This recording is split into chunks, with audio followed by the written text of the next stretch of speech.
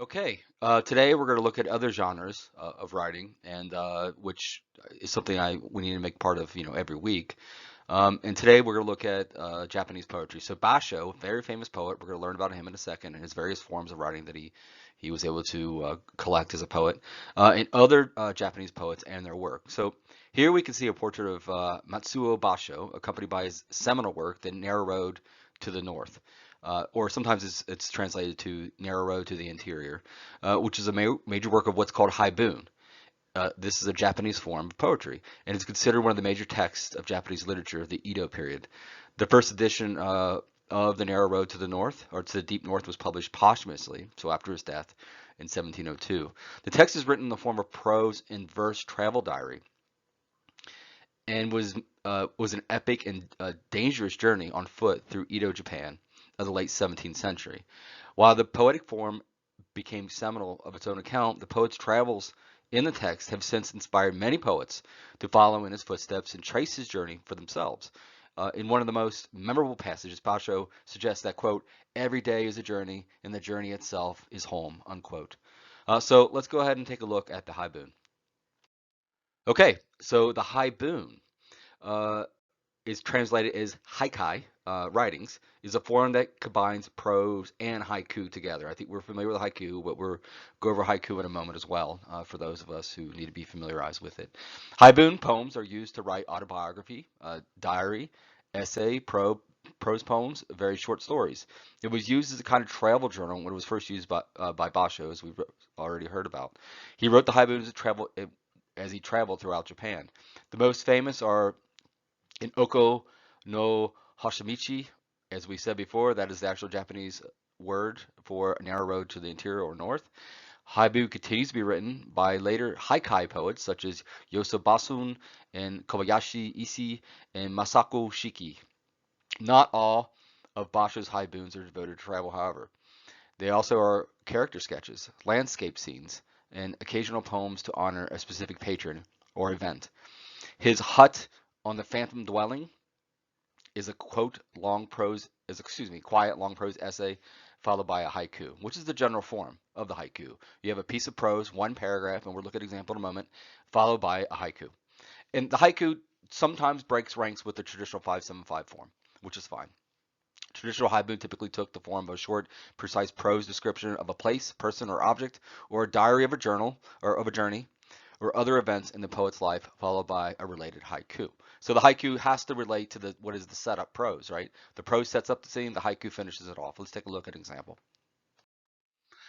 So here we have a haiku written by Basho, and I'll just go ahead and read it. The retreat of my disciple Kyorai is the suburbs of Kyoto, among the bamboo thickets of Shimosaga, not far from either Mount Arashiyama or the Agawa River.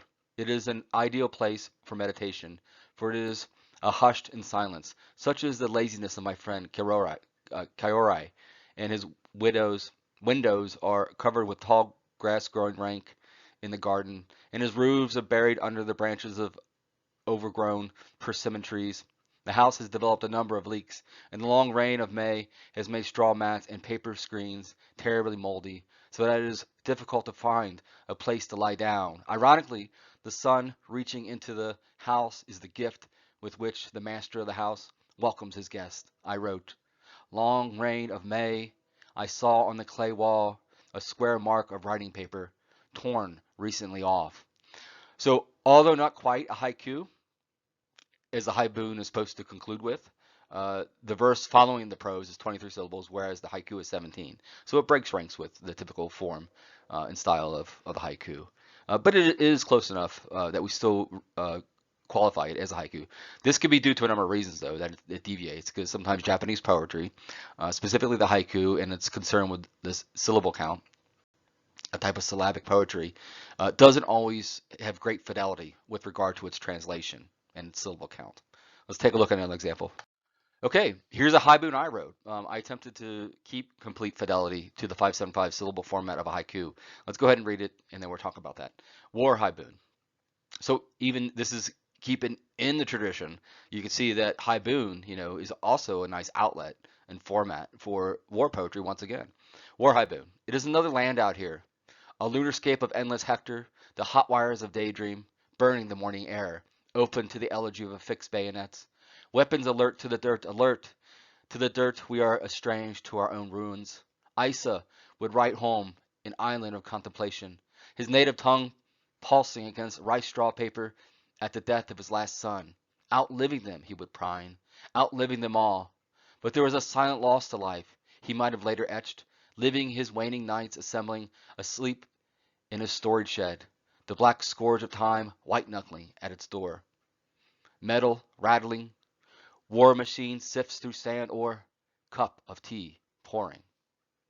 Okay, even I came up short in writing this, as my opening line has 4 syllables of my haiku. Instead of 575, it's 475. Either way, especially today with various forms of poetry, the syllable count, the stressed versus unstressed words or syllables, there is a certain pliability. One can take artistic and even poetic license with regard to the formatting.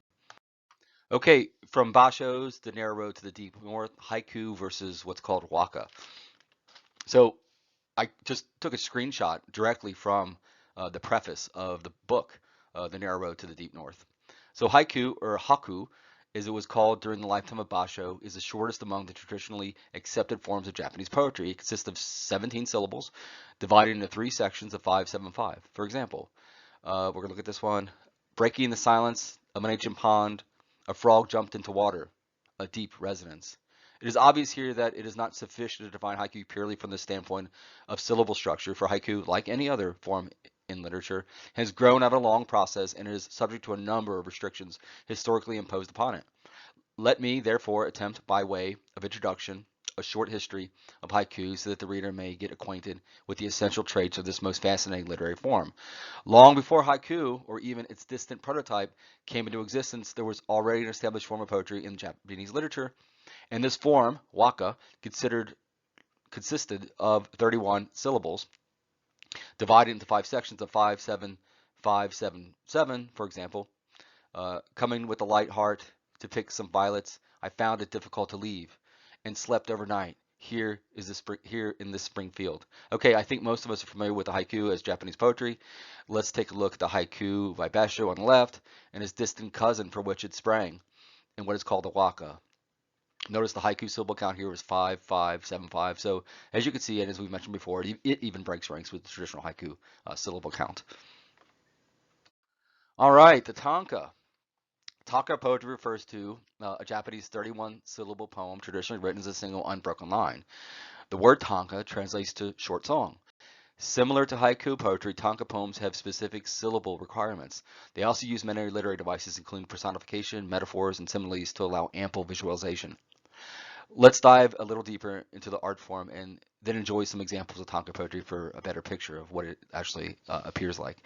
What is tanka poetry? In the 7th century, tanka poetry was so popular that nobles in the Japanese imperial court would participate in tanka poetry competitions.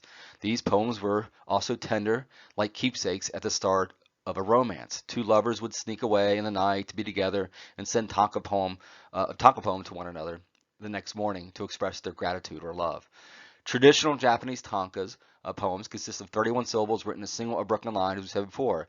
In English translations, the tanka tends to take on a 5-line form, which brings us to this important note.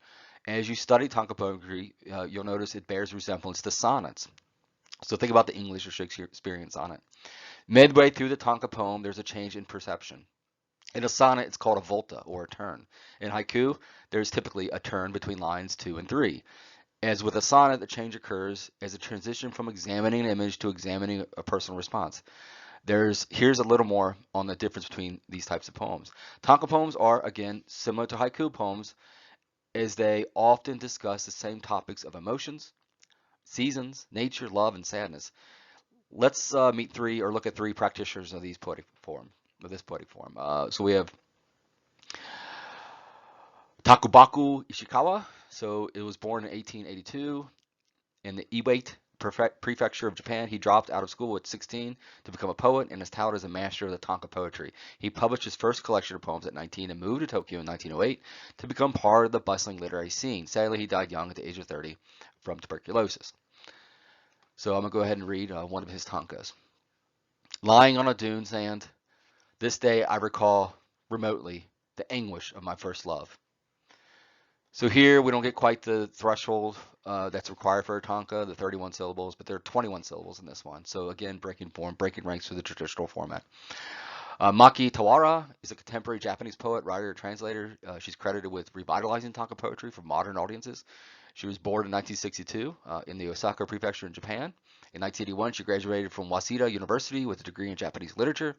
Today, she manages to combine modern subjects with classic Japanese poetic forms. She has her own website, The Chocolate Box. Here's an example of one of her tanka poems. Cherry, cherry, cherry trees begin to bloom, and bloom is over in the park where nothing, it seems, ever happened.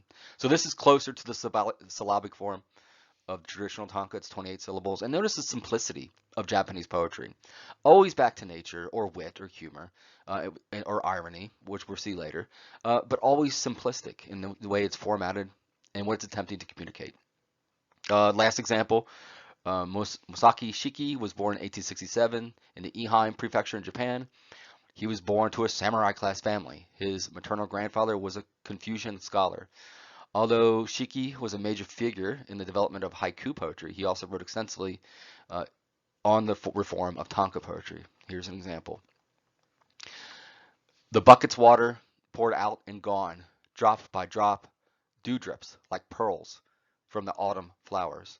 It's 22 syllables, breaking ranks with the traditional tanka form, accessing nature through water, and then a great simile here, drop by drop, dewdrops like pearls from the autumn flowers. So great visualization with that one. Okay, so another form of Japanese poetry is referred to as renga. Renga, translated as collaborative poetry, is a general, genre of Japanese collaborative poetry, poetry written by more than one author working together. In this way, it's a sort of collaborative art form. A renga consists of at least two stanzas referred to as ku. The opening stanza of the renga, called the hoku, became the basis for the modern haiku form of poetry. So you can see everything kind of melds back to the haiku. The waka is predecessor of the haiku, but everything seems to come back to the basis of the haiku and then builds off of that. Two of the most famous masters of Ranga were the Buddhist priests Sokji and Matsu Basho, who we just spoke about, Basho. Ranga is limited, most instances, to only two poets, where the two poets are reacting to the prior stanza's content. So here we have an example of Ranga. The horse grazing on the bank seems to be black in color. I think it's otherwise, for its reflection in the paddy says chestnut brown. And this is directly from Basho's collection.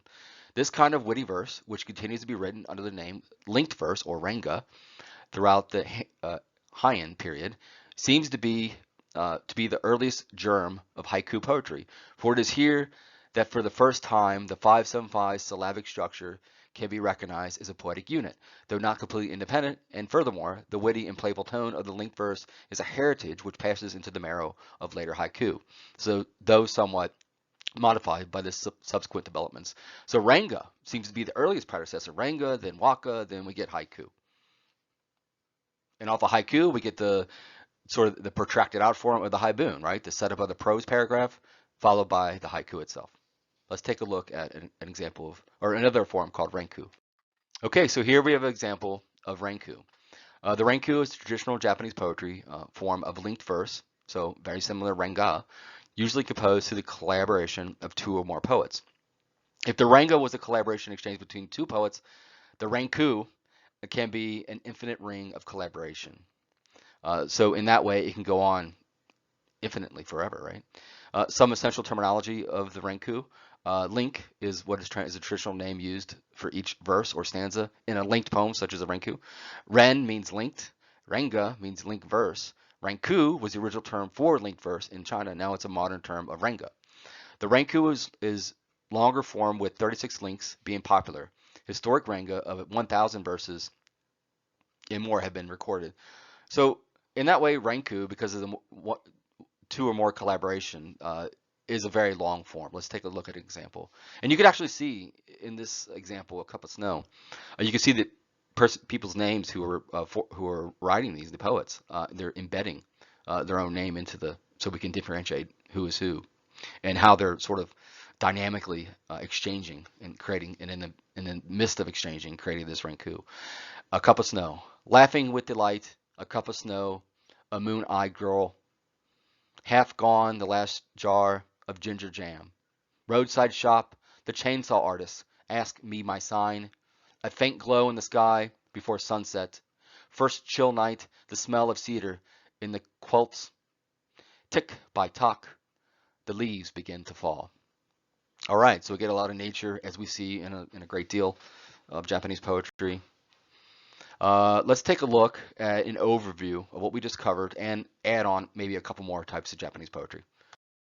Okay, Japanese poetry, an overview. Haikai style, or Waka or Renga, so it's a catch-all for those terms. A poem of linked verses in Haikai style, a complex of different arts, poetry, prose, and painting, and a way of life, sharing a Haikai attitude. Haikai no Renga, linked poetry in haiku style, a poem of linked verses in Haikai style. Renga, classical Renga, using eloquent language, a poem of linked verses, and Hoku, the first verse of a Renga or Renku. The first verse of a Renga or Renku read as an independent poem, pre-modern haiku, and independent short poem. All right, so let's remember that this is just an overview. All these poems that we went over today with Japanese poetry, you're not going to get tested on it, or we're not going to have any open-ended question posted in Blackboard concerning it, and we're not going to be involved in any discussion with regard to it. But it's important to discover cross genres and subgenres of poetry. Questions? As always, please email me if you have any concerns or questions. Reminder, midnight on Monday is the deadline for your short essay on Here Bullet. And that's also when the discussion will close out on Here Bullet on Blackboard. Okay, guys? Email me if you have any questions. Talk to you later. Bye.